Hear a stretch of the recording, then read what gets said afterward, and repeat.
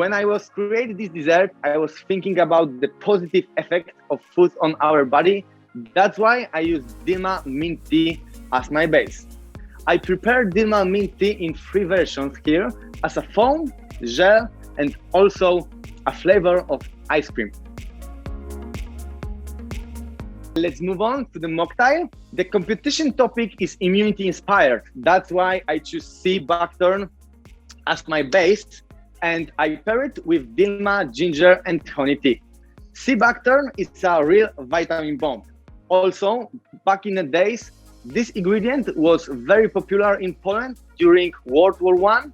Dried sea buckthorn replaced synthetic vitamin C, which protects people's immunity system. What is more, research shows that sea buckthorn has an anti-cancer effect. So 20 milliliters in a portion.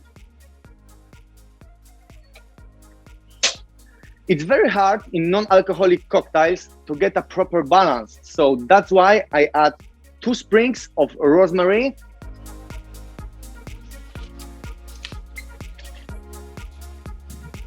Dear judges, I present to you Resistance 3. Thank you so much.